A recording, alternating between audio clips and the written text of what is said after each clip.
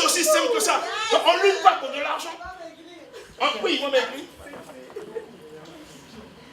Quand Dieu vous amène dans une assemblée, cessez de parler. Amen. Obéissez à Dieu aussi simple que ça. Je n'ai pas envie de vous rendre des témoignages ce soir. Je vais garder le peuple que Dieu m'a donné en paix. Je disais à un homme de Dieu, je remercie Dieu pour le peuple qu'il m'a donné. Je remercie Dieu pour leur vie. Je ne parle pas d'argent avec eux. Pourquoi est-ce que... C'est un principe.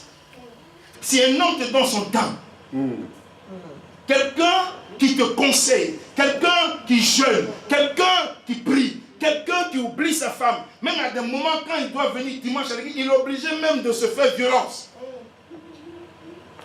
Et puis tout ça, c'est un investissement. Mais là, toi, c'est le problème. C'est le problème. Les gens ne connaissent pas la vie des hommes de Dieu. Les gens ne connaissent pas notre vie. Ils ne savent pas les souffrances. J'étais en train de dire à une fille la dernière fois, dis-toi, si 3 démons te pourchassent là, si vous êtes 50, moi 50 démons par 2 me pourchassent. Parce que tous ceux qui viendront de ton village pour atterrir dans ta maison, il va falloir qu'ils passent par la couverture que Dieu a établie. Donc nous voyons des choses que vous ne voyez pas, nous vous défendons face à des choses parce que Dieu nous a établis. Dans cette vie de Londres, le pasteur, je ne dirai pas son nom, en 1998, je dors et Dieu m'amène dans un village bêté. Bien sûr. Je suis leader de la Kota, je comprends le bêté des Gagnois. J'arrive, je suis au devant du village, il y a beaucoup de moutons qui sont là. Et les villageois viennent pour chercher les moutons. Mais par ironie du sort, il y a beaucoup de moutons devant et puis ils poussent tous les autres moutons pour attraper au moins 5 moutons qui sont devant, au milieu. Tous les 4 filles, il y a un qu'on attrape. On l'attache à un bois. Dès que je tourne, c'est un membre de l'église. Ils me disent, on va le tuer, nous sommes en octobre. Ils me disent, lui là, ses autres frères ont fui et je sais que j'ai vu son visage. Il faut que vous compreniez qu'on est dans un royaume. Hein. Pourquoi est-ce que Dieu a permis cela? Éventuellement, je l'ai détaché. Hein. Ah oui, je suis allé, je leur ai dit au nom de Jésus, ils ont entendu, ils ont fui. J'ai détaché le frère. Le lendemain, il m'appelle, il dit, pasteur, je vais mourir, tu mourras pas. Et j'ai vu cette nuit. Je suis allé faire 30 jours de jeûne en Écosse. Parce que l'église traversait des crises en 98. J'arrive, je suis à genoux, je vois sa maman. Premier jour, elle dit, lui, là, je finis. Je dis, non, tu ne vas pas finir. Mais ce n'est pas pour lui que je suis venu ici. Pendant 14 jours, la vieille dit, c'est la fin de l'enfant. Je dis, mais pourquoi? Laisse-le. Je l'appelle, je dis, voilà, je vois ta maman, voilà comment elle a dit, c'est elle. J'ai dit à Dieu, tu ne peux pas permettre que quelqu'un meure sur mon ministère. Ah oui. Dieu a appliqué la loi de la substitution vite. Mais ça fait partie du royaume. Puisqu'il était temps où elle atteigne la vie de l'enfant, Dieu a dû la sceller. Parce que Ésaïe 43 dit, parce que tu as lui pris à mes yeux, parce que je t'aime, je donne des hommes à ta place et des peuples pour ta vie. À un moment donné, quand ça arrive à un certain niveau de sacrifice ultime, Dieu cède la personne qui est préoccupée à tuer l'autre. Tu savais ça? Non. Je dis, est-ce que tu savais ça? Oui. Non. Dieu est dans un royaume. Combien de personnes ici on a voulu rapatrier et il y a eu de couverture divine? Parce que c'est une question de royaume. Donc si vous êtes la restauration de ce soir, dites à vos frères, arrêtez de fatiguer le doyen. Amen. Je viens de le. Vous voyez, moi j'ai des personnes qui me donnent l'argent tous les fins du mois, sans qu'on leur ait demandé cela. On ne se vante pas. Mais bien sûr, je passerai à l'église. Il va falloir chasser cet esprit de sorcellerie, parce que c'est ça la réalité. Vous êtes calme. On ne m'invite pas souvent, vous savez pourquoi? Parce que je ne sais pas cacher ce que Dieu dans le moment. Amen. Non, c'est pas possible. On est dans un royaume. On est dans un royaume. Il y a des principes. Il y a des principes. Il y a des principes. Aimer le chrétien, c'est un principe de Dieu. Prendre sur l'homme de Dieu, c'est un principe divin. Amen. Yeah. Demandez à nos femmes combien de fois elles ont pleuré. Parce qu'elles sont fatiguées. Et ça pleure, et ça pleure. personne ne voit les larmes, elle pleure. Est-ce que vous comprenez un peu? Dis, on est dans un royaume. On est dans un royaume. C'est une mentalité de pauvre qui concerne. Non, ça c'est une mentalité de pauvre.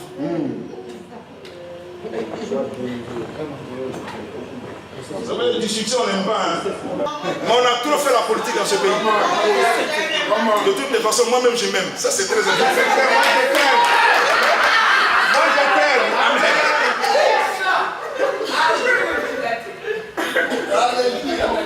Oui. Mais c'est une malédiction. Laisse-moi laisser débattre. C'est la plus belle chose que moi je puisse faire pour toi, c'est de te donner. Parce qu'il n'y a pas plus grand amour que de donner sa vie pour les autres. Vous ne pouvez pas vous investir dans quelqu'un en qui Dieu s'investit sans que Dieu vous le retourne. Parce qu'il sera ingrat. Mais il n'est pas ingrat. Il est fidèle. Alléluia. Ça fait partie du royaume de Dieu. Yes. Alléluia. La volonté de Dieu passe en priorité. Et ça, le Seigneur Jésus-Christ l'a dit. Vous savez que en Genèse 3,15, quand Dieu a ouvert sa bouche pour dire au serpent, je mettrai inimitié entre toi et la femme, entre sa postérité et ta postérité. Celle-ci t'écrasera en tête, tu blesseras son talon.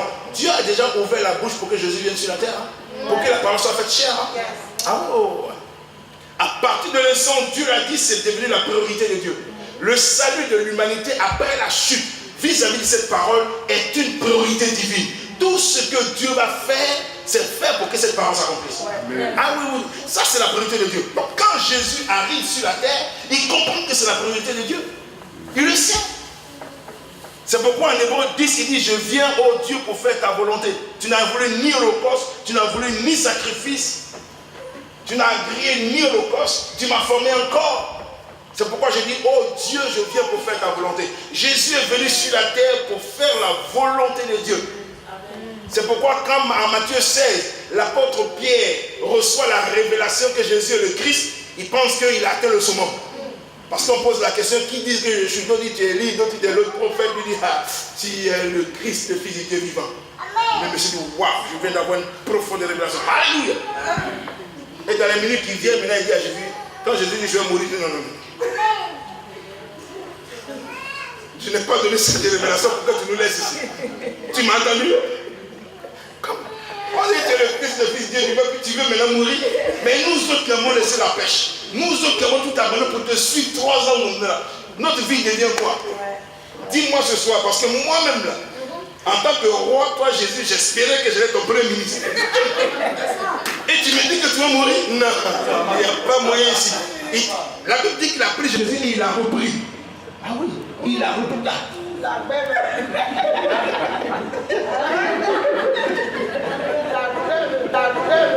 Il était plus âgé que Jésus. Non, mais il reprend le Seigneur. Il dit à Dieu ne plaise, que ça plaise à Dieu ou pas, je ne veux pas. Voilà. Le Seigneur dit arrive de moi, Satan, tes pensées ne sont pas les pensées de Dieu, c'est les pensées des hommes. Pourquoi? Parce que Jésus vient pour accomplir la prière. C'est ce sacrifice ultime. Son disciple se met en opposition, mais il le traite du diable. Pas parce qu'il est réellement Satan, mais simplement parce qu'il s'oppose à la volonté primaire de Dieu.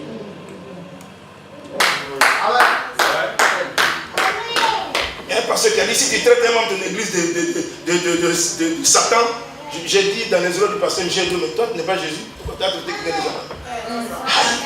Vous lisez la Bible comme ça, puis vous voulez jeter les choses sur les gens. Si tu le traites de Satan, il va se frapper. Pourquoi? Parce que tu ne peux pas te permettre de vivre de Satan. C'est à Pierre qu'on a. Est-ce que toi on a reconnu que tu es le Christ? Les gens ils disent la Bible. Non. On n'a pas reconnu que tu es le Christ, tu es un pasteur ici. Et tu veux dire à l'enfant il est Satan. Les gens ils disent c'est toi-même que le père de Satan.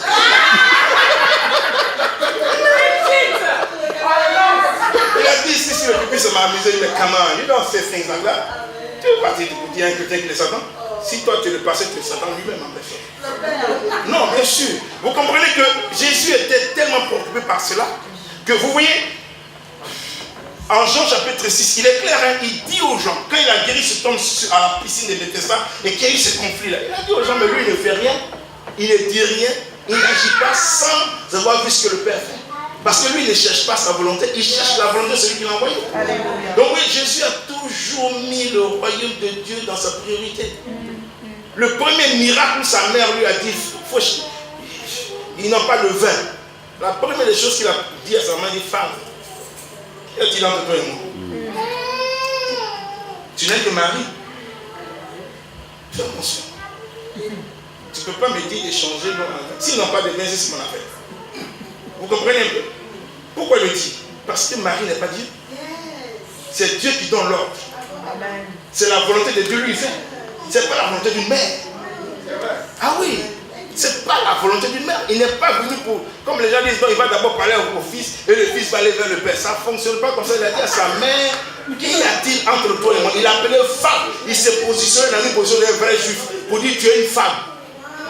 Tu es une femme. Tu m'as juste mis au monde, mais tu es une femme. Tu n'es pas celui qui va me donner l'ordre. Mais la Bible dit il a fait pour manifester sa gloire afin que ses disciples croient en lui. En d'autres termes, ils avaient besoin de quelques éléments pour savoir qui il est. C'est pourquoi ceux qui sont devant la mère pour dire mère, dis à ton fils, non, ça ne fonctionne pas comme ça. Il est le lion de la tribu de Juda.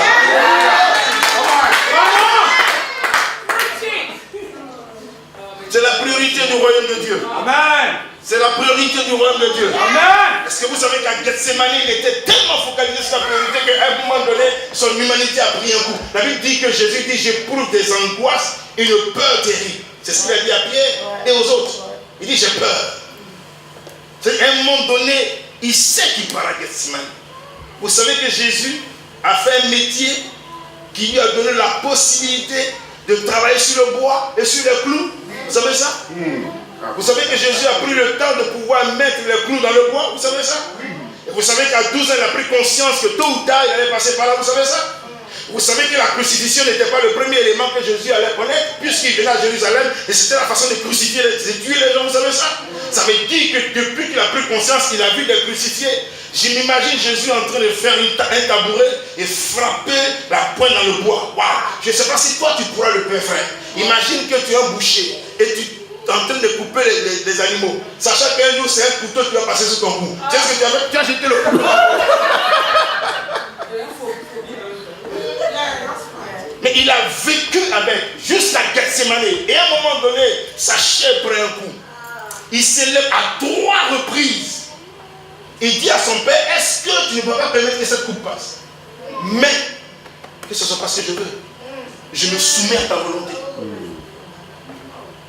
Même à la mort. Dieu a envie de nous bénir. Mais il faut qu'on comprenne que nous sommes arrivés là à cause de quelqu'un qui a mis la volonté de Dieu en plénitude.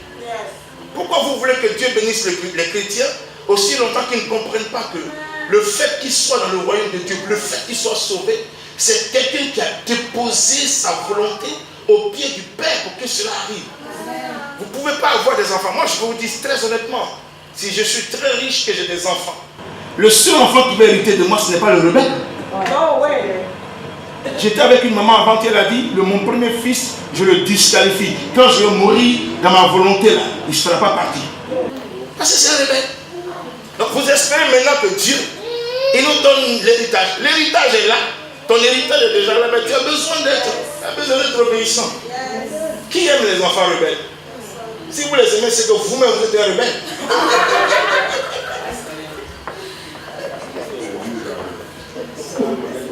On ne donne pas son héritage à des enfants qui veulent le gaspiller.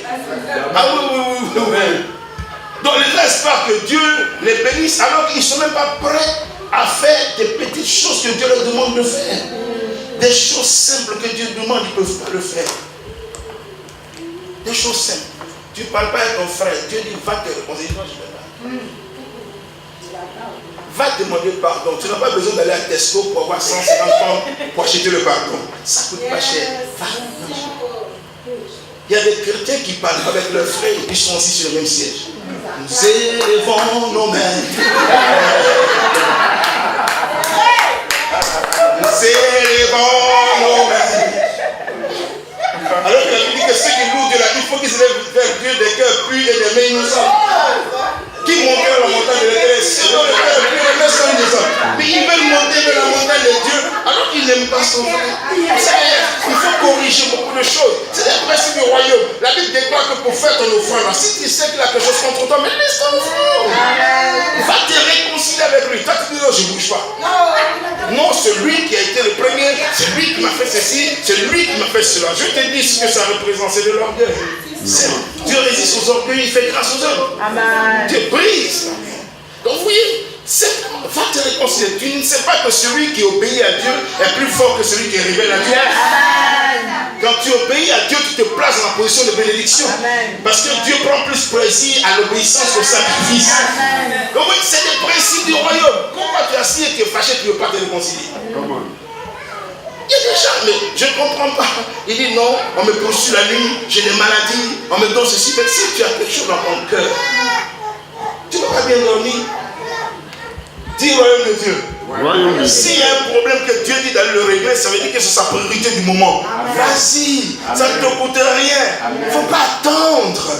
Parce que quand Dieu t'envoie, cela veut dire que la prière que tu as fait monter vers lui, il attend juste ton obéissance pour répondre. Amen.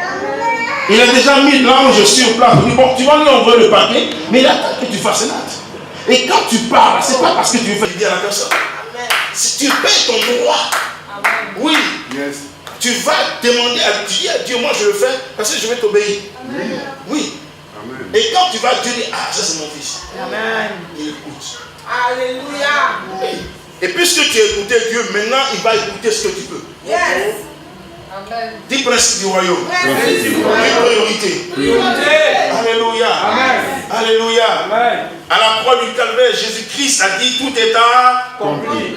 Qu'est-ce qu'il a accompli? Toute la volonté de Dieu. Yes. Avant de rendre l'âme, avant de redonner l'esprit en Jean chapitre 19, la Bible dit il a pris le vinaigre, il a soupiré, il a dit tout est accompli. Il y a un homme de Dieu qui a dit s'il a dit tout est accompli, ça veut dire que mes bénédictions sont accomplies. Ça veut dire que je vais être riche. Ça veut dire que j'ai guéri. Éventuellement, il a accompli toute la volonté de Dieu pour que tu ne sois plus dans une position de pécheur, mais que tu sois dans une position d'enfant appartenant à Dieu, ayant accès à toutes les grâces de Dieu. Mais, sache que autant lui il a obéi, Dieu te demanderait d'obéir aussi.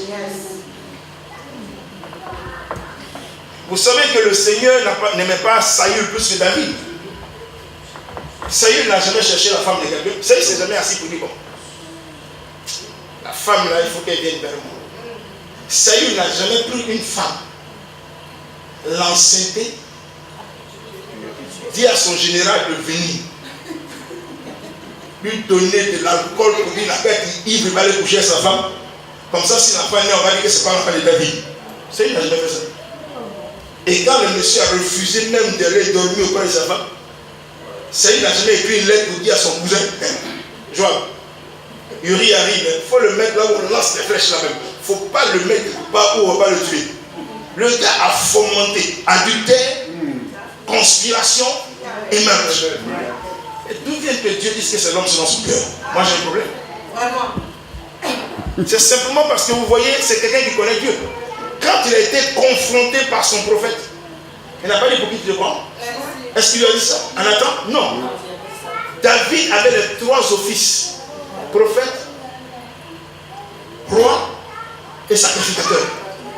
Il est le seul qui a eu ces trois offices dans l'Ancien Testament qui correspondaient à Christ. Yes. Mais quand on est venu le confronter à son péché, il a dit mais toi tu te prends. Voler comme ça. J'ai le ministère que tu as, mais en plus je suis roi. Moi j'ai mangé des pains et propositions. Je ne suis pas mort avec mes gars. C'est que tu m'as déjà mourir.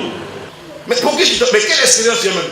Moi j'ai tué Goliath. Toi, prophète, mais pour qui tu te prends? Non, il n'a pas laissé son égo, son orgueil. Il a compris que la seule façon, parce qu'il a posé un acte dangereux, il a tué un homme et lui-même l'a confessé la mort sur lui. Il a tué le monsieur. Déjà, le cri fait qu'il doit mourir. Et quand on lui pose le problème, il y a un tel monsieur qui va manger la petite brebis de quelqu'un comme ça, mais il faut que lui meure. Donc, doublement, il a proclamé la mort sur lui. Ça veut dire que sa vie est scellée de mort. Parce qu'il a tué, le sang parle contre lui, sa bouche a confessé. Donc le gars environné de la mort. Comment est-ce qu'il va s'en sortir? Il craint le psaume 50e. Il dit à Dieu, moi-même je sais que je suis né dans le péché.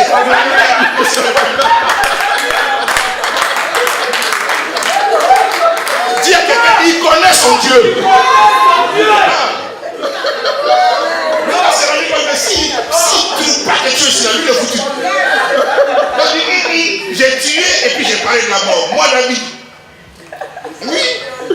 s'est humilié. Il sait que Dieu aime les cœurs contrits. Dieu dit qu'il aime les cœurs qui sont brisés. Quand tu as mal fait et que ton cœur te fait mal à cause de Dieu, le Seigneur étant touché, il ne te fait plus du mal.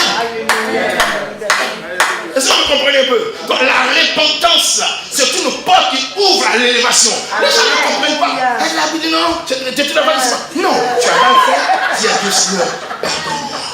Alléluia. Aie pitié de moi.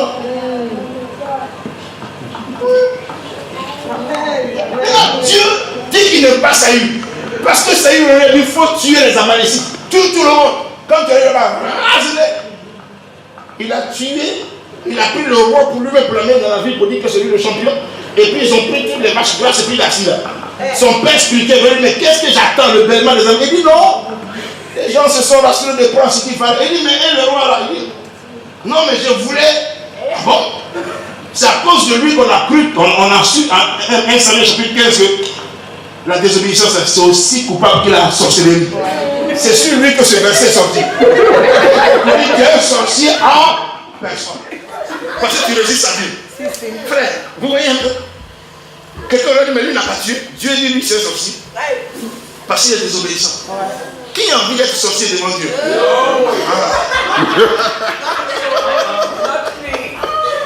Dans le royaume de Dieu, soyons humbles. Vous comprenez pas? Dieu dit c'est l'homme sur son cœur pour aller tuer quelqu'un. Et l'autre dit c'est un sorcier parce qu'il a résisté. Ça c'est le royaume. Donc ceux qui connaissent Dieu, qu'est-ce qu'ils font? Ils s'inclinent. Même quand tu es un homme de Dieu, que tu es offensé un chrétien, c'est ton devoir d'aller demander pardon. Amen. Come on. Tu ne peux pas t'asseoir et dire non, c'est moi qui suis le pasteur. Yes. Tu n'es pas né pasteur. Yes. Yes. Tu n'es pas né pasteur. Amen. Tu es devenu. Vous savez, il y a des lois. Qu'un homme de Dieu peut se rendre petit. C'est là que Dieu le lève. Dieu ne te lève pas dans les signes et les prodiges. Vous savez, les miracles, tout le monde peut le faire. Mais il y a des choses dans lesquelles Dieu va te lever. Spécialement dans la grâce, dans la faveur, quand tu entres dans un endroit où tout fonctionne. C'est comme ça qu'on reconnaît l'élévation divine. Tout ce que tu touches, ça marche. Alléluia. Tu as fait du mal à quelqu'un, mais fallait lui demander pardon. Amen. Lève-toi. Il nous est arrivé d'aller demander pardon à des personnes qui étaient nos assistants pour nous offenser en plein conseil pastoral. Moi, je me suis levé à 4 h du matin, je suis devant les sabots. En hiver. Non, je vais te demander pardon. Il dit, mais seulement tu vas te demander pardon. Toute la nuit, Dieu va te demander pardon. Ouais, mais c'est comme ça que ça fonctionne. Parce que si tu ne le fais pas, il te prend ton droit d'aînesse. Come on. Oui. Si tu ne le fais pas, la personne te prend ton droit d'aînesse. C'est la double portion qui t'est réservée devant le trône de Dieu. Parce que tu ne l'as pas fait, il te le prend sans effort. Alléluia. Quand tu te lèves, que tu vas vers lui, tu places un autel qui va continuellement parler à ta faveur toutes les fois qu'il se lèvera. Contre ton ministère, contre ta famille, contre tes biens. Pourquoi? Parce que tu as marché dans les principes du royaume. Il y a des choses que les gens savent pas. C'est comme ça que les gens ne te verront jamais sale, ils ne te verront jamais nul, parce que tu as posé des actes dans leur vie qui font que, quel que soit ce qu'ils vont penser, quel que soit ce qu'ils vont vivre, même si tu es dans le bas de la falaise, Dieu te sortira de là. Amen. Principe du royaume. Alléluia. Dis avec le principe. Même dans ton propre foyer, tu peux avoir des avantages. Oui, parce que ça fonctionne comme ça. On est dans un royaume. Nous ne disons pas, non, on est dans des principes du royaume. Ah oui. Dans les relations avec ta femme, pose des actes. Pose des actes. Pose des actes vis-à-vis de lui. Vis-à-vis de toi. Il n'y aura pas de discussion. Si Dieu arrive pour juger le couple, il va sauver la personne qui a posé des actes qui parlent mieux. Et puis l'autre, on l'enlève. Principe du royaume.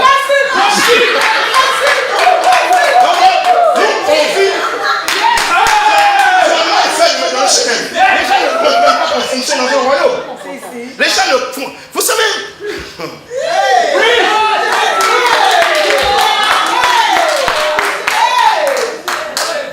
Moi, je suis de Lakota. Si mes traditions doivent aller chez les Baoulés, vous voyez un problème. La seule chose qui fait qu'on vit, c'est parce qu'on vit par les principes du royaume. Quand j'ai tort, je dis chérie, tu demandes pardon. Est-ce que ça m'enlève ma vie d'homme?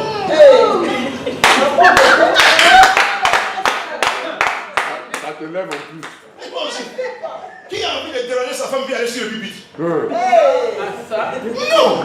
Tu demandes- Non, mais mon père n'a jamais demandé pardon à ma mère. Moi, je ne suis pas mon papa. Je ne suis pas pasteur. Je ne vais pas aller.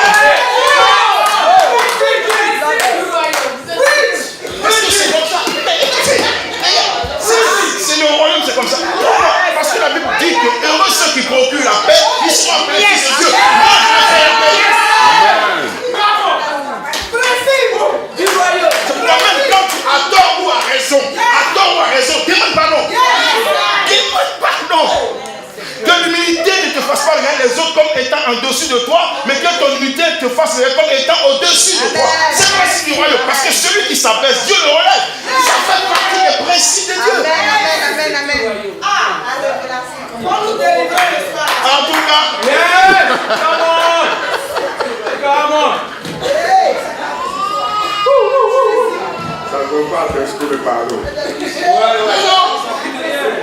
Mais non.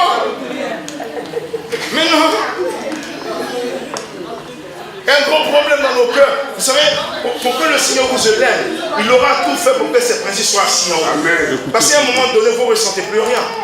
Il y a tellement de situations qui vont vous faire mal dans votre vie, qui vont faire que vous êtes tellement mécontent. Mais à un moment donné, vous le laissez. David dit que si un juste me frappe, c'est comme lui l'onction sur ma tête. Moi, je l'ai compris. Quelqu'un te blesse, il dit c'est l'onction. Pourquoi? Parce que logiquement, une blessure ne peut que créer l'amertume. Mais lui, au lieu de laisser l'amertume le dévorer, il préfère que cela permette qu'au travers de cette blessure, l'amour naisse et que lui, il croisse en onction. C'est pourquoi jamais n'a voulu toucher Saül. Alléluia. C'est pourquoi jamais vous ne le verrez jamais se venger, parce qu'il a compris qu'il y a plusieurs façons d'avoir l'onction. On a l'onction au travers du jeûne et de la prière. Tout le monde peut le faire. Mais tu peux avoir l'onction au travers d'une blessure de quelqu'un qui t'a fait du mal et toi tu l'aimes.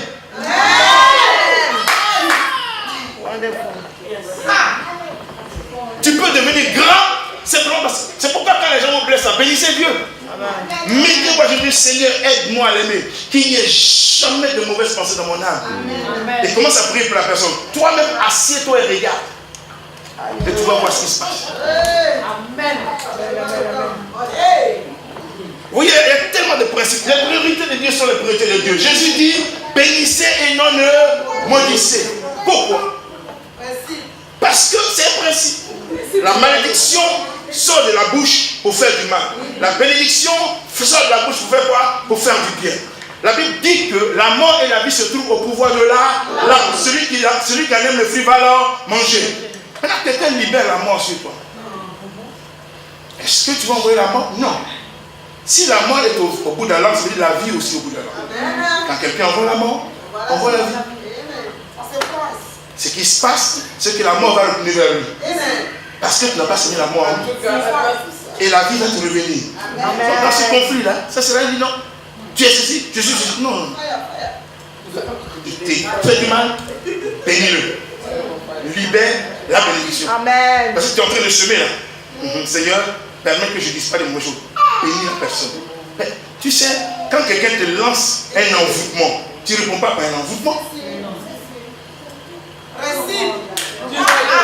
Parce que l'amour est un bouclier. Amen. L'amour, là, c'est un bouclier. Amen. C'est avec l'amour que Jésus a vaincu le diable à la croix. Alléluia. On le crucifie et puis il dit, Père, pardonne-leur. Car ils ne savent pas ce qu'ils font. Le diable est battu. Il dit, mais le diable, on l'a frappé depuis la veille jusqu'à la croix. Moi, j'espérais qu'il allait ta mère comme ça. Quand la résurrection va venir, je vais mettre mon pied sur la tombe pour lui là. Il est mort dans l'amertume. Tu ne vas pas le ressusciter ici. Tu es Dieu juste. Pourquoi tu vas libérer quelqu'un de la mort? Jésus a libéré, il dit pardonne-le. Dès qu'il a dit, il a payé son droit de résurrection. Quand vous lisez en Éphésiens chapitre 1, les puissances infernales qui se sont opposées à la résurrection, c'est le bras de Dieu qui a ressuscité Jésus. C'est pas son doigt. C'est pas le doigt de Dieu. C'est le bras de Dieu qui a créé. Ça veut dire que c'est toute la force de Dieu pour que Jésus soit ressuscité. Imaginez qu'il a dit Seigneur, le gars qui est en train de me frapper, c'est là, qu'il soit maudit. Vous là, mourrez. Que le feu vous détruise. Le diable va venir pour dire voilà, il est mort dans l'amertume. Et tu as dit que celui qui est dans l'amertume, il est privé de la grâce de Dieu. Lui là, il n'a pas fait de grâce. On n'aura plus de salut. On n'aura plus de salut là. Parce que le sauveur lui-même est mort, il a gardé la solution. puisqu'il a libéré l'amour, Satan ne peut pas l'avoir. C'est pourquoi c'est mieux de prier pour que vous ayez de l'amour que d'avoir de l'argent. Ce qui peut vous arrêter dans votre vie, c'est le fait qu'on vous a fait du mal et vous ne pourrez pas dans l'amour. C'est tout. Donne-moi l'argent, donne-moi l'argent. Faut pas demander, demande l'amour. Parce que tu as plus d'ennemis que d'amis. Tu as plus de personnes qui en veulent à ta vie, à ta destinée, que des gens qui n'en veulent pas. Il y a plus de personnes qui vont te faire du mal, qui vont te trahir que n'importe qui. Quand tu marches dans l'amour, tu es un champion. Tu dépasses tout le monde. Les gens ne comprennent même pas pourquoi. Ils font, ça marche pas. Ils tournent, ça marche. Ils causent, ça marche. Il dit, mais quel est ton secret? C'est l'amour.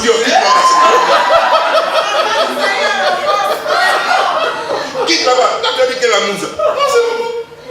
Vous me cherchez, vous ne pouvez pas m'avoir. Parce que je suis dans l'amour. C'est ma priorité. On ne m'a pas dit que si quelqu'un me faisait du mal, il faut que je le tue. Il faut aimer celui qui te fait du mal. Bénissez et priez pour ceux qui vous maltraitent. Et ça, c'est écrit. Quand on arrive là, on ne dit pas bien les béatitudes. Hein.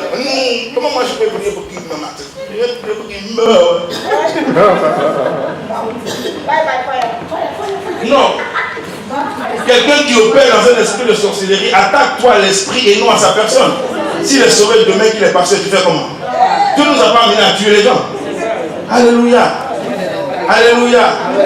Je finis quand on prie pendant une bonne heure quand vous imposez les mains. Vous êtes guéris. Vous savez, quand vous connaissez ces choses-là, vous êtes rempli de bonne santé. Hein? Mais c'est ça, là, les histoires des os, les histoires de maladies. Vous pouvez être dans un pays où il y a beaucoup de contagion et ne jamais être atteint sur le psaume 91. Parce que Dieu, tu es sous l'abri du Très-Haut, tu reposes à l'ombre du tout.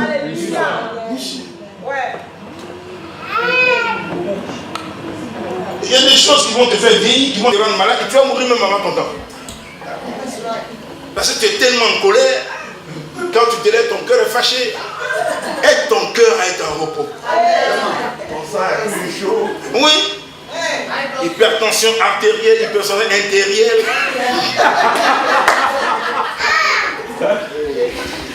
Si vous n'appliquez pas le principe du royaume de Dieu, parce que c'est cela ce soir, je ne parle même pas de la puissance. Tout le monde est focalisé sur la puissance. La puissance ne vient pas de cette façon. Vous voyez quelqu'un faire un ministère, vous pensez que non, c'est des principes. Ouais, c'est juste des principes. Il faut que vous soyez rassasiés de bonne santé. Il faut que vous prospérez parce que c'est le désir de Dieu. Il n'y a pas plus grand désir de Dieu de te voir élevé pour que son nom soit glorifié. Dis Amen avec moi. Amen. Si Jésus n'est pas mort dans l'amertume, pourquoi toi tu veux dire? Pourquoi est-ce que tu vois, et moi j'ai réalisé que quand vous êtes au milieu des sorciers, je le dis, et tout. Oui, non, je le dis. C'est 21 années de ministère. Quand vous êtes au milieu des sorciers, ils ont des stratégies. Oui. Et l'une des stratégies, c'est de vous mettre dans des disputes avec eux. Quand ils voient que vous êtes en train d'évoluer, créent des situations pour des palabres et vous blessent.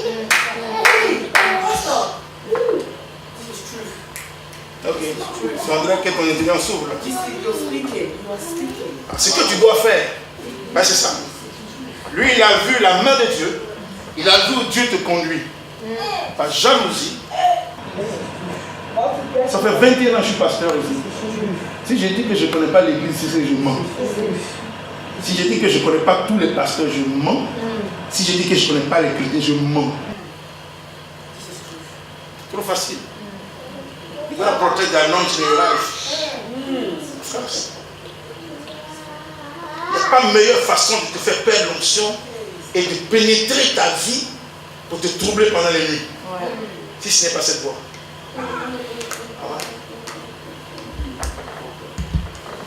Les gens pensent que le sorcier, c'est celui qui vole la grosse herbe.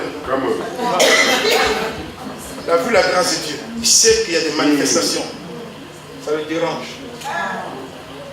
Il en est jaloux. Il va t'attaquer sur là où toi tu crois. Et puis généralement, c'est ton appel. C'est la visibilité de Dieu. C'est comme ça que tu sais qu'il n'est pas de Dieu. Les frères de Joseph, là, c'était des sorciers.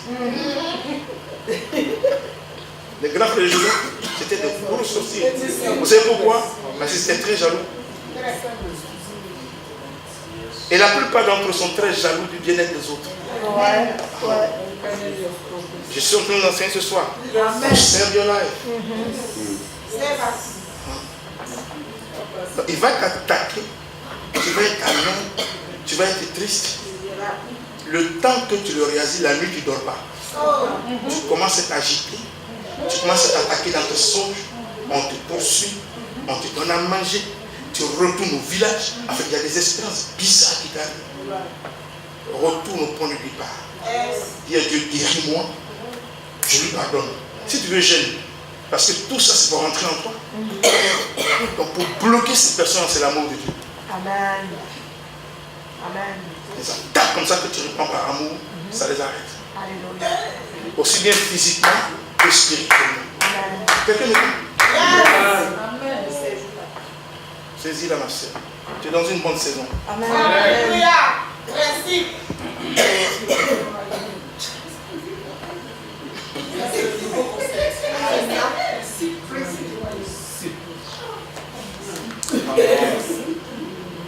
Alléluia. Tu partages 21 années de ministère, vous là. Yes.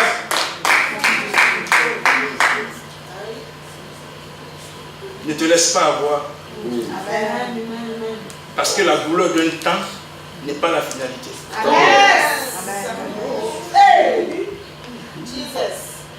Ne te laisse pas avoir.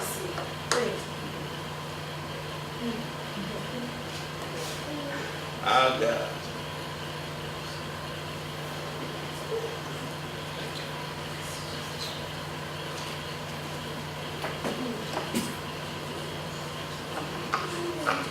Il n'y a pas de manifestation de la puissance de Dieu dans le royaume de Dieu sans la croix. 10 minutes, j'ai prié. On m'a dit que je suis né à 4 heures. Moi, je prendrais 1 heure pour prier. Mais c'est mieux de vous enseigner parce que vous êtes tous ministres de Dieu ici. Et vous êtes confrontés au même défi, au même challenge. Vous attendez des percées de la part de Dieu.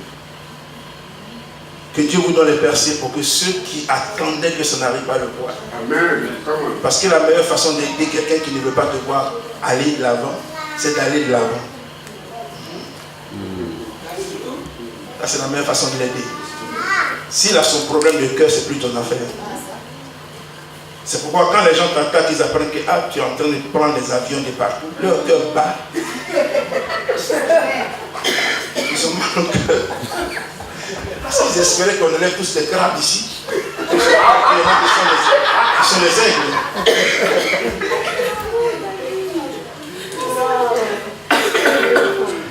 Si vous comprenez un peu.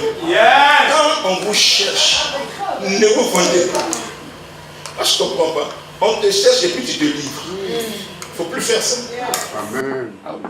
Parce que de toutes les façons, ton onction va attirer 2 choses. Ça va attirer des amis et des ennemis. Tu aimes les amis, mais il faut accepter les ennemis. Ça fait partie de Amen. Amen.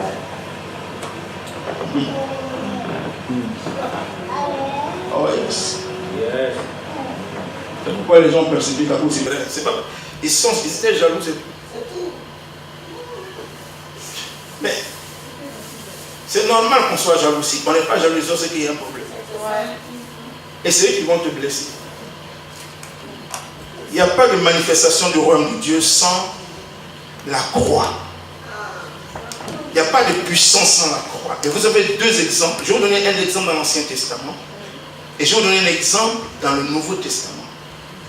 C'est seul au travail de Jésus-Christ crucifié et ressuscité que le royaume de Dieu se manifeste en puissance. C'est seul au travail de lui. Vous n'avez pas un autre chemin.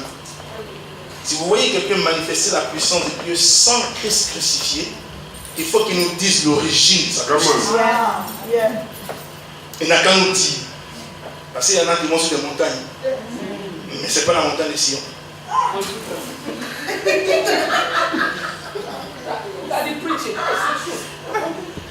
C'est seulement au travers de Jésus-Christ crucifié et ressuscité que la puissance se manifeste.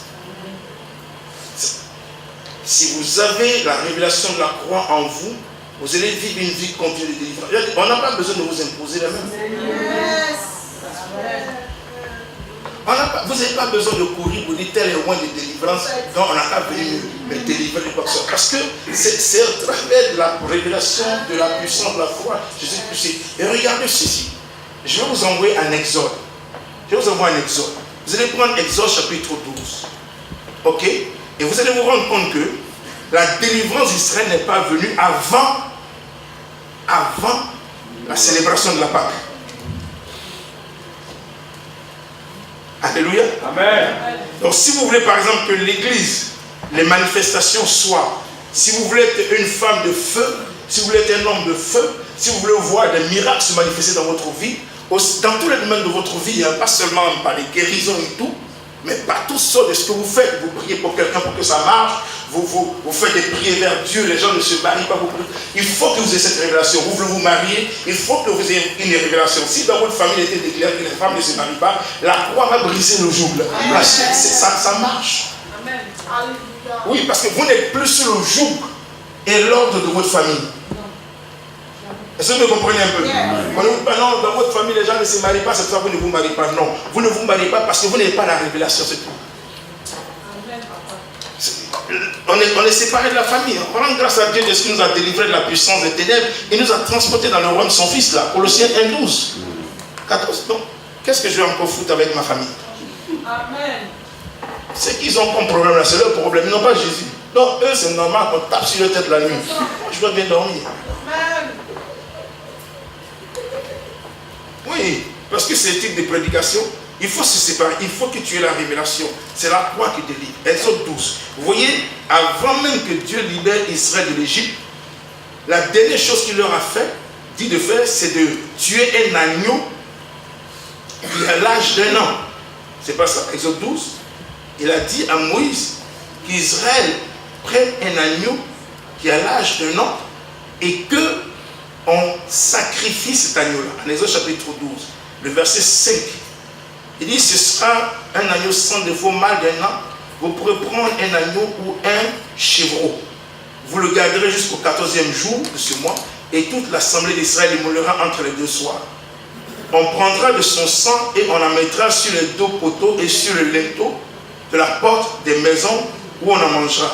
Cette même nuit, on en mangera la chair rôtie au feu. On la mangera avec des pains sans levain et des herbes. Vous ne le mangerez point à demi-cuit et bouilli dans l'eau, mais il sera rôti au feu avec la tête des jambes et l'intérieur. Verset 11. Quand vous le mangerez, vous saurez le reste saint, vos souliers aux pieds et votre bâton à la main. Et vous mangerez à la hache, c'est la Pâque de l'Éternel. Dieu dit, après cette Pâque-là, le verset 12, cette nuit-là, je passerai dans le pays d'Égypte et je frapperai tous les premiers-nés du pays, depuis les hommes jusqu'aux animaux, et j'exercerai mon jugement contre tous les dieux de l'Égypte. Je suis l'Éternel. Alors, vous voyez, on prend l'agneau, on le tue, on prend l'hysope, on le plante dans le sang, et Dieu dit, vous allez mettre le sang de cet animal-là sur le linteau et les deux poteaux. C'est-à-dire, sur le linteau de la porte et les deux poteaux. Ça représente exactement le signe de la croix.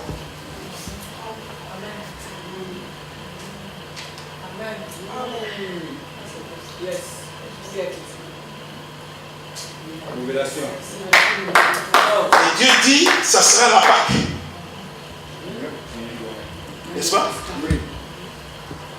C'est juste après l'exécution de cet acte que la délivrance d'Israël est venue.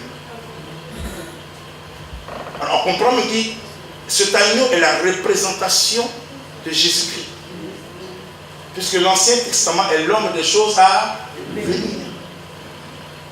Donc cet agneau dont on parle là, c'est de lui que Jean-Baptiste parle en Jean. Voici l'agneau de Dieu qui ôte les péchés. Quand vous étudiez la mort, le temps d'exécution de cet agneau-là, ça correspond au temps d'exécution de Jésus-Christ à la croix. Je l'étudie personnellement. C'est passionnant. C'est exactement à la même heure que Jésus a été crucifié. Donc la puissance de Dieu qui s'est déversée, le jugement de Dieu, le dernier jugement est venu juste après la Pâque. Mais est-ce que vous savez que le jugement de Dieu aussi est descendu lors de la Pâque? Quelqu'un me comprend? Yeah. Dieu a jugé l'Égypte lors de la première Pâque. D'ailleurs, c'est la première Pâque à partir de laquelle les Israélites ont fait leur calendrier. Mais c'est aussi lors de notre Pâque à nous que Dieu a porté le jugement. Puisque l'apôtre Paul dit à 1 Corinthiens chapitre 5, verset 7, Christ, notre Pâque, a été immolé. Et c'est à la Pâque que Dieu a porté son jugement sur le diable. Dieu a porté son jugement à la Pâque, la première Pâque sur l'Égypte. Et à la Pâque où Jésus a été immolé, Dieu a porté son jugement sur Satan et toutes les puissances infernales. Et toutes leurs œuvres. C'est à cette Pâque où Christ a été crucifié que le diable a été détruit. Hébreux chapitre 2, le verset 14 dit: ainsi donc, puisque les enfants participent au sang et à la chair, Jésus-Christ lui-même est devenu un enfant semblable aux enfants, pour qu'au travers de sa mort, il détruise le diable. C'est quand Jésus est mort que le diable a perdu toute sa force. Donc c'est à la Pâque où Christ a été crucifié que le diable a été jugé. Donc quand vous croyez en Jésus crucifié, vous croyez en même temps à la destruction de Satan. C'est aussi simple que ça. Imaginez que je sois malade et que la maladie n'est pas d'origine de je suis fatigué, mais c'est d'origine démoniaque. Ça ne peut pas résister aussi longtemps que je sais que celui qui a envoyé la maladie a été déchu. C'est à la Pâque que le diable a été déchu. Il a perdu toute sa force à la Pâque. Il a été détruit par Jésus à la Pâque. Donc la crucifixion de Jésus-Christ est synonyme de jugement sur Satan. Amen. Dieu a attendu à peu près plus de 4000 ans pour se venger de lui. C'est la Pâque que Dieu s'est vengé de lui. Donc, nous devons prêcher Christ crucifié parce que c'est là réside la force et la puissance de Dieu. C'est aussi à la Pâque que Jésus-Christ a dépouillé les dominations et les autorités, il les a fait publiquement en spectacle. Colossiens 2,15, c'est à la Pâque que tout le monde infernal. Vous savez, c'est amusant. C'est pour ça que l'apôtre Paul dit que si les princes de ce monde, s'ils savaient qu'en crucifiant Jésus, c'était la défaite dans leur camp, jamais ils allaient le faire. Le diable pensait que quand on crucifiait Jésus, d'ailleurs on se moquait de lui, ne sachant pas que c'est sa propre défaite. C'est pour ça que c'est la sagesse de Dieu. Parce qu'on ne peut pas prendre quelque chose aussi ignoble pour pouvoir démontrer une force. Donc celui qui croit à la croix, croit à la victoire de Jésus sur Satan, croit à la victoire de Jésus sur les démons et même les sorciers. Donc tout le monde a peur et puis quand on entend parler, on fuit. C'est à la croix que Dieu a traité avec le péché. Romains chapitre 8 dit que Dieu a fait venir son fils dans un corps semblable à celui du péché afin de condamner le péché dans la chair. Donc c'est à la croix que le péché a été jugé, frère. Vous voyez, Satan maintenait le monde dans le péché, il tenait le monde dans le péché et dans la mort. Mais pour que Dieu puisse juger le péché, il a envoyé son fils dans un corps semblable à celui du péché. Ce qui fait que nous qui avons cru en Jésus, nous avons crucifié la chair et ses œuvres, frère. Le péché n'a pas de pouvoir sur nous. Aujourd'hui, si je pêche en tant que chrétien, ce n'est pas le gars qui m'a poussé à pécher, je l'ai fait par option. Il peut pousser l'autre à dire fusiller cette personne. Il peut dire à quelqu'un, à un islamiste, mets une bombe pour pouvoir tuer quelqu'un. Mais moi, un chrétien ne peut pas me dire non, fais du mal. C'est pas possible. Et puis je vais vous faire du mal. Non, parce que la chair a été crucifiée avec Christ. Mais bien sûr, donc vous comprenez que nous avons une autorité même sur notre propre chair. Puisque le péché a été déjà jugé. Nous avons l'intelligence pour ne pas nous soumettre au diable. Et à ce qu'il nous propose. Sinon, écoutez moi frère, si chacun d'entre nous devait écouter ce qu'on nous donne penser là, quelle bêtise on a la liée. Chaque jour on te dit quelque chose de nouveau. Chaque jour tu passes dans la rue, tu regardes, tu dis, hey, regarde un peu plus. Ouvre un peu plus les yeux. Mais qu'est-ce que tu fais? Tu enlèves tes yeux. Pourquoi? Parce que tu n'es plus sujet à ce qui t'a dominé hier. Amen. Si c'était hier, tu l'as encore regardé plus. Et tu l'as encore plus te lever pour regarder. Et si on regarde jusqu'à ce que ça se perde. Mais tu vois, tu enlèves tes yeux. Parce que tu n'es plus dominé par le péché. Pourquoi? Le péché a été crucifié à la Pâque. Amen. Amen. C'est pourquoi nous n'est pas des pécheurs. Amen. Non, on n'est pas des pauvres pécheurs. Cette histoire de je suis un pauvre pécheur, moi je suis un riche.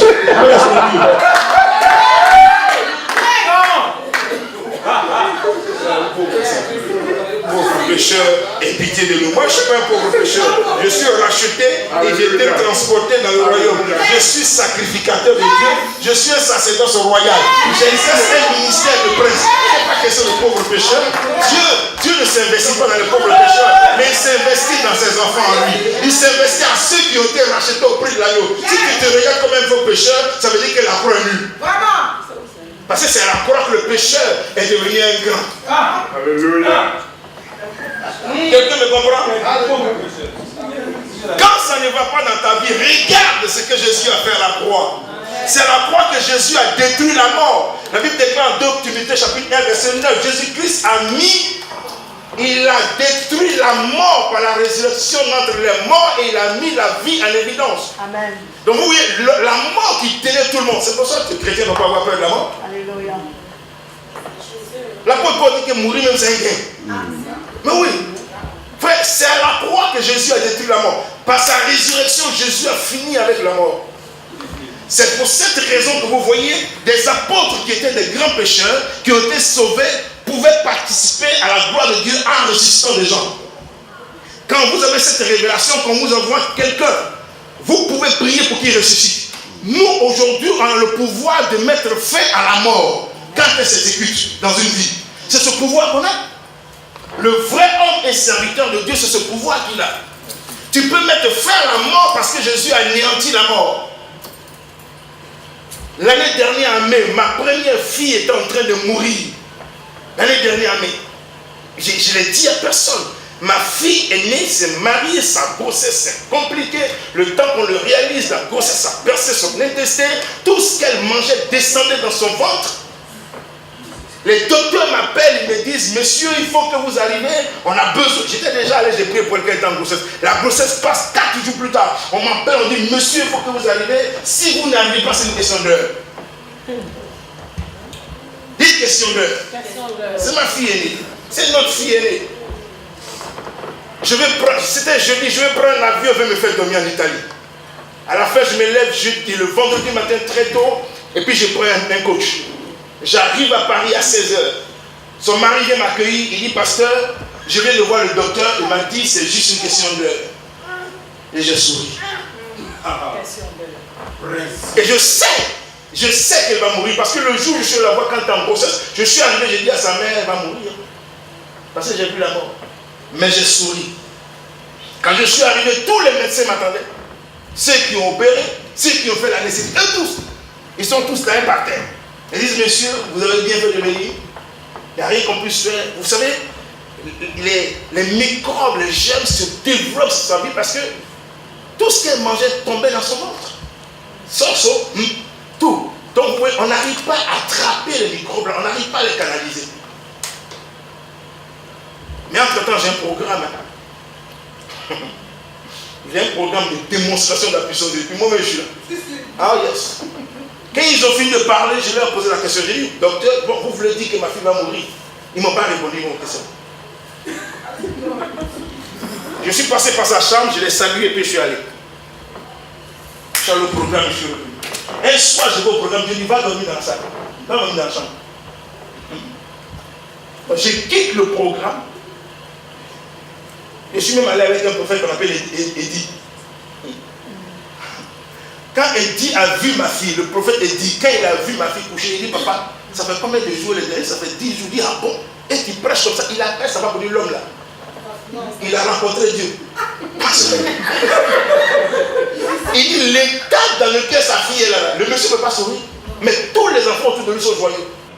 Et puis ce samedi-là, Dieu a bombardé le diable à un tel niveau. Donc tous mes enfants spirituels, ils ne comprennent pas ce qui arrive. Entre-temps, on m'a dit c'est une question d'heure. Donc je dors dans la salle. Toute la nuit, et puis je parle avec Dieu. Toute la nuit. Toute la nuit, je suis en causerie avec le Seigneur. Je prie, j'adore et je lui parle. Je prie, j'adore et je lui parle. Je lui rappelle les promesses. Amen. Elle ne me voit pas. Elle ne mange pas. Tous ces organes se sont arrêtés pendant 1 minute. Mais quand le médecin me regarde, il y a un mec, je ne voulais même plus lui parler parce que lui c'était un croque-mort, il ne fait que parler de mauvaises choses. Non, il va mourir, je le rêve maintenant. Je ne veux même plus l'écouter. On n'est pas dans la même dimension. Toute ma famille a peur. Tout le monde a peur. Mais allez-y demander aux Camille, ils vont vous dire. Ils vont dire cet homme-là, c'est un homme anormal. C'est qu'ils ont vu, ils ne l'ont jamais vu. Tous mes enfants, les pasteurs, le prophète Franck. Donc quand je dois partir le dimanche, après la prédication, je passe à Dieu et je dis Seigneur, je te remercie parce que tu sors lisse de là. Puis Dieu me dit, compte 10 jours. Je dis ok. Vous savez que quand les 10 jours plus se sont accomplis, parce que le Seigneur m'a dit sors de là. Je lui ai dit à Dieu, mais quand je vais revenir, je veux qu'elle me parle. Frère, moi je suis à Londres, il m'appelle. Papa. Entre-temps, dans sa mort, là, elle m'a vu la prendre. Et je l'ai envoyée dans un hôpital. Je l'ai déposée entre les mains des médecins qui étaient tous habillés en blanc. Je n'étais pas déplacé. Hein. J'ai dit, ma fille, moi, on ne peut pas sortir de cet hôpital. Bah, quand ça dit, mais si je suis où? Papa m'a envoyé quelque part, des gens étaient en train de soigner. Il dit, non. Je n'étais pas envoyé quelque part. Les anges. C'était un miracle, mais vivant. Son mari m'a regardé et dit, mais attends, quel petit homme tu es? Non. J'avais cette mort sur la vie. Elle a 28 ans. Pourquoi? Les moins forts là, c'est 70 ans. Les robustes là, c'est 80 ans. On n'a pas dit 28 ans. Dieu a fait, j'ai arrêté la mort. Mais vite, hein? Ah oui. Parce que la mort n'a pas de pouvoir sur nous. Avant que j'arrête la mort, j'ai dit à Dieu, pardonne-lui tous les péchés et tel qu'elle s'est conduite avec moi. C'était ça le problème. Elle avait passé toute sa vie, sa mère, elle avait monté, sa mère véritable, elle avait monté contre moi, c'était un enfant dont j'ai pris soin, mais qui n'a jamais voulu de reconnaissance. J'ai fait son mari de toutes pièces, elle a monté son mari, donc elle était arrivée à un niveau de malédiction où ça tombait. Dieu m'a dit, c'est la malédiction, c'est celle-là qui a posé des étoiles. J'ai dit, mais je lui pardonne. Donc quand j'ai intercédé pour briser la malédiction, Dieu m'a dit, sors de là. Je cuisinais pour elle, son mari. Son mari a ouvert sa bouche, mais ta fille dit que tu ne l'as jamais aimée. Tu es en train de cuisiner. Ta fille dit, mais vous ne me connaissez pas. Est-ce que vous me connaissez? Ce n'est pas parce que je ne suis pas émotif que je n'aime pas. C'est ça. Pourquoi vous voulez que je sois émotif? Je suis un homme de Dieu.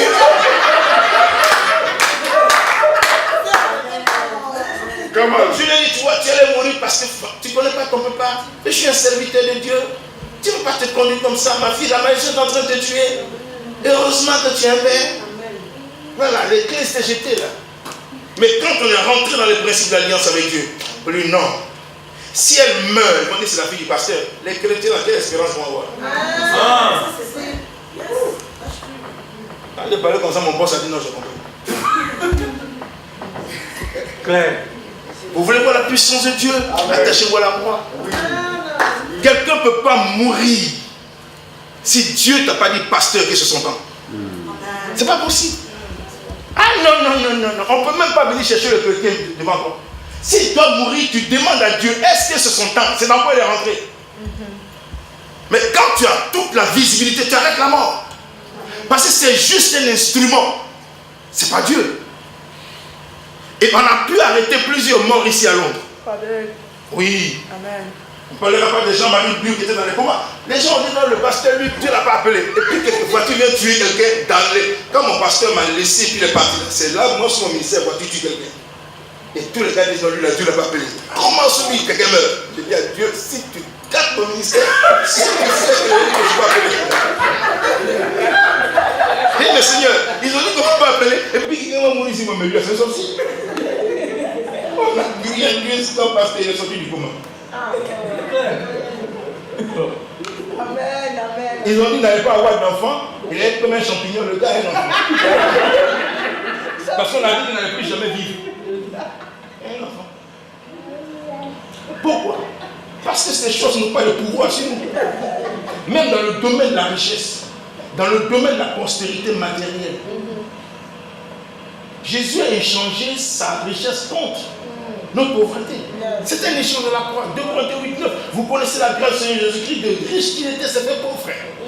Afin que de par sa pauvreté, vous soyez enrichis. Ça veut dire quoi? Il y a un transfert de toutes les richesses de Christ dans la vie de tout enfant de Dieu.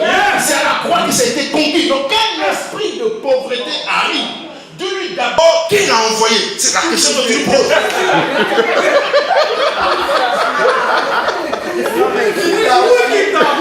Qui t'a envoyé dans ma vie? Parce que mon père a été pauvre. Lui, c'est logique. Il ne connaît pas la pauvreté. Mes frères, s'ils n'ont pas réussi, qu'ils sont matériellement pauvres, c'est logique, mais moi. C'est pourquoi je déclare dans la vie des chrétiens qu'aucun d'entre eux ne sera pauvre. Tu ne le dis pas parce que tu le dis. Tu déclares des choses de ta bouche en tant qu'autorité spirituelle. Elles vont arriver sur la base du fait que tous ceux qui sont là ont été rachetés au prix du sang de Jésus-Christ. La croix a pourvu à leur bénédiction aussi bien spirituelle du salut, mais bénédiction matérielle et financière. Si Jésus s'est fait pauvre, pourquoi est-ce qu'il doit y avoir des pauvres dans l'église? Il n'est pas question. Qui t'a envoyé? Maintenant, si c'est une malédiction de pauvreté qui est occasionnée, chacun fouille sa vie. Est-ce que c'est ma vie qui permet cela? Si je me répands, je le fais sortir. Je me répands et je le fais sortir. C'est pourquoi dans l'église, c'est que moi je fais, je donne toujours des offrandes. Vous ne me verrez jamais les mains croisées. Autant les offrandes, je sors quelque chose de ma tête. Pourquoi? Parce que j'établis des fondements. Je montre ici que moi-même je suis participant à cette affaire. Et que ce n'est pas les chrétiens de le faire, c'est à moi de le faire. L'argent de l'église, par exemple, quand les gens sont dans le besoin, je le leur donne. Pourquoi? Parce que ça fait partie des principes qui vont activer les richesses à l'église. Si moi-même je peux donner, ça veut dire qu'eux ils peuvent donner, le Dieu peut donner. C'est qu'il faut que quand un chrétien a le besoin, qu'il m'appelle parce que je prends soin. Ça ne pose pas de problème, ça. Pourquoi? Parce que nous sommes en train d'activer les principes de la richesse. Quand tu l'as fait demain, que lui, Dieu le visite, tu ne peux pas passer là pour lui. Come on, preach it. Même si je n'ai rien en poche, j'ai au moins quelque chose. Alléluia. Partout où je vais dans les églises, même si je n'ai pas d'argent, j'ai quelque chose. Parce que la Bible dit ne pas se présenter devant Dieu les Lévites. Alléluia. Donc j'active moi-même la prospérité de ce peuple. That is deep. Non.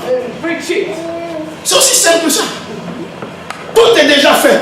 Vous savez, moi Dieu m'a dit un jour qu'il n'y a pas de brebis qu'il envoie dans l'église sans la provision. Amen. Que toutes les personnes qu'il envoie dans l'église, ce sont les personnes qu'il a enseignées avant même que tu ne naisses, à faire partie de ton ministère, et ceux-là seront utilisés pour le mouvement et le déroulement du ministère. C'est eux, ce n'est pas les gens du dehors, c'est eux que Dieu a signé. Ils font partie de cette alignée que Dieu t'a confiée. Donc quand ils arrivent au niveau de la pauvreté, prie, brise les choses sur leur vie, apprends à être obéissant, montre-leur le principe de Dieu. Tôt ou tard, Dieu va bénir quelqu'un avec un travail. Tôt ou tard, Dieu va te donner des idées ingénieuses. Parce que ça fait partie du royaume. Je peux prier pour vous. Continue. Vous savez, même dans le cadre du mariage, si Dieu a dit qu'il n'est pas bon que l'homme soit seul, c'est pas moi qui lui dis qu'il est bon.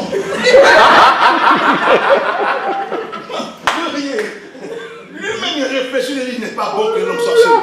Ça veut dire que Dieu trouve ça problématique. En tout cas. Si Dieu dit que ce n'est pas bon, moi je dis que ce n'est pas bon.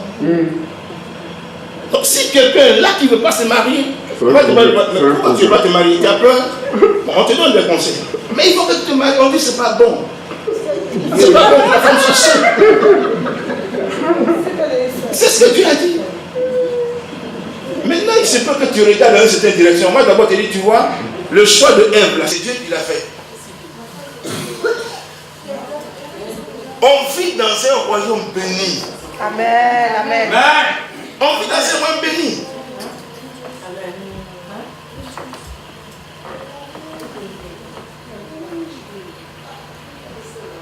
Il y a un jeune homme qui ne pouvait pas jouer au football. Quand sa soeur me l'a confié, la première des choses que j'ai vues sur lui, je lui ai dit, il est mon fils. Mais ta vie traîne parce que tu n'es pas marié. Il dit, mais non, j'ai doté la femme. Mais qui t'a dit que d'autres veut dire vivre ensemble? Et dit, moi, on m'a jamais dit ça. Mais si tu ne te maries pas, on ne va pas te donner le contrat. J'ai dit ça au petit. Il dit, bon, j'allais jusqu'à chez lui. Après ma voiture, j'allais à l'intérieur le voir. Je lui ai dit, tu vois, Joseph était fiancé à Marie. Mais il n'a pas connu. Bon, les histoires de fiançailles, puis enfant sort dedans. Ça, c'est pas divin. Si tu veux que Dieu te bénisse, marie-toi maintenant. Il dit, mais depuis ma femme va dans l'église, on ne nous a jamais dit ça, il faut le faire. J'étais allé enterrer ma maman, il m'a dit, papa, il m'a appelé à bien, il dit, papa, j'ai trouvé la date. Parce que je lui ai dit, marie-toi avant la fenêtre qui s'ouvre. Il faut le faire. Si tu veux passer d'une équipe, il est en l'aune. Si tu veux qu'on t'achète dans cette équipe et que tu es loin, tout ce qui bloque ta carrière, ce n'est pas des mots. C'est parce que tu vis avec une femme américaine. Frère, quand le petit l'a fait, moi, il faisait marié. On a jugé son histoire chez moi, j'ai accepté qu'ils soient mariés. Je suis allé, on allait, il s'est marié. Ils l'ont acheté. Quand les temps qui ont suivi, il n'est plus ici. Et vous le connaissez. Et bien sûr. Bien sûr. Non. Il a dit, petit, marie-toi. Femme là, c'est ta femme, marie-la. Reste pas dedans longtemps. Vous voyez, lui, il pensait qu'il avait payé une dose, c'était bon. Mais ça le bloquait. Parce que les gens ici aujourd'hui, là, ils fiancent la femme, il ne veut pas la marier, il dit non, c'est ma femme. C'est ta femme. Il te l'a donné. Matin, tu la maries pas, tu lui sors des enfants. Et puis tu vois une sort dans l'église, tu maries le tout seul. Donc vous voyez, il faut enseigner les principes de Dieu. Il a très vite compris, hein, très vite. C'était tellement vite, ça a pris 3 mois. Son histoire a pris 3 mois, puis Dieu a réglé ça. 3 mois. Baptisé à Delford, marié avant janvier. Même quand sa soeur s'opposait, il dit à sa soeur, il va se marier. Il faut qu'il se marie. Sa carrière, elle dit, moi, David, je ne veux pas y aller. Il dit, va se marier. Ça nous a pris au moins 5 heures de débat. Mais à la fin, on a tout accepté. Donc vous voyez, il faut comprendre qu'il y a un bonheur dans le royaume. Il y a un bonheur. Il y a un bonheur.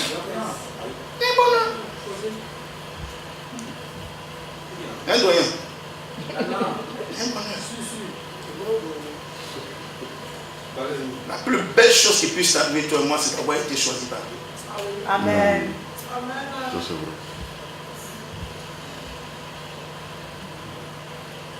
Un grand bonheur de faire partie de ce cercle. Le cercle des élus. Oh Dieu. Ma prière, c'est que Dieu bénisse le ministère de la restauration. C'est ce que j'ai reçu dans mon cœur tout à l'heure.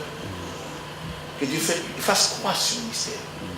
Qu'il console le cœur de cet homme qui a 23 ans sacrifié sous sa jeunesse. Dieu doit faire quelque chose. Amen. Ah ouais. Dieu doit faire quelque chose. C'est des choses que moi je n'admets pas. Je vais passer. Ouais, on va se lier d'amitié d'une façon particulière. C'est quelque chose doit arriver, frère. Ah non. On ne peut pas quitter la terre sans avoir vu les rêves que Dieu t'a donnés. Les choses que Dieu t'a dites, les choses qui t'ont excité à le suivre. Il faut que Dieu change le cœur de ces brebis là.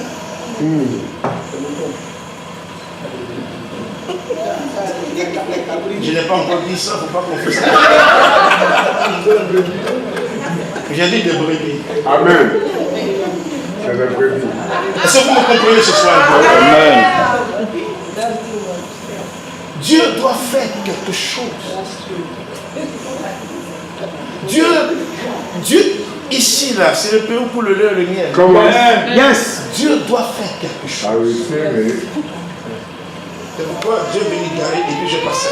Amen, amen. Mon culte, c'est un peu plus. Je finis. On va t'attendre, je vais courir. Mais je crois qu'il faut que je passe par là. Amen. Il faut que vous savez, il y a des grâces que Dieu donne. Tout le monde n'a pas cette grâce-là. Hein? Tu rentres à un endroit et puis Dieu commence à fabriquer des choses. C'est important que ça ait lieu. Sincèrement, tu ne dois pas être heureux parce que ton frère se porte mal. Tu ne dois pas être heureux parce que les choses ne fonctionnent pas. Ça va te rendre malheureux. Et moi, ce soir, je suis rentré ici, mon cœur s'est brisé. C'est la première des choses que j'ai ressenti. Non, Seigneur, je me rapproche de ton serviteur. Parce que c'est le temps. Amen, amen, amen. Dieu doit vous bénir pour être une consolation pour l'homme de Dieu. Et pour sa femme. Vous savez, nous on sort des familles où les gens sont vantards. Si nous qui servons Dieu, là, on n'est rien, je crois qu'ils auraient vraiment insulté Dieu. Pourquoi les nations nous disent tel ou l'heure?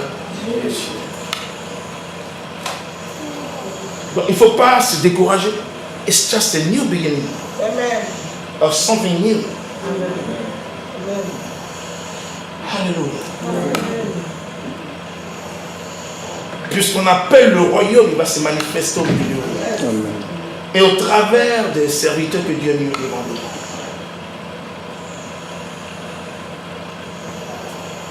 Chantier pour ça, tellement très fatigué. Mais tu restes là comme une guerrière. Yes. Je prie pour vous ce soir. Amen.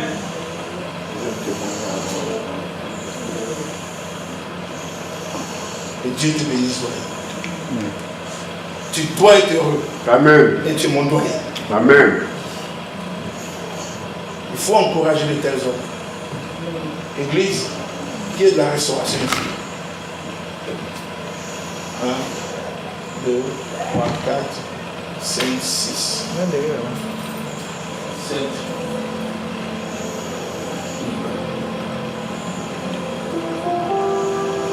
On peut bosser ensemble. Oui.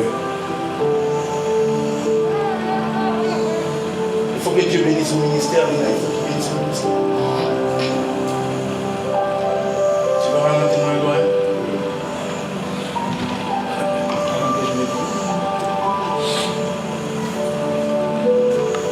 Alléluia. On acclame le Seigneur. Il y a longtemps, moi, je suis disponible pour travailler avec toi et lier une amitié avec toi. On ne connaît pas la valeur de nous. Alléluia. Mais moi, il y a longtemps, je connais ta valeur.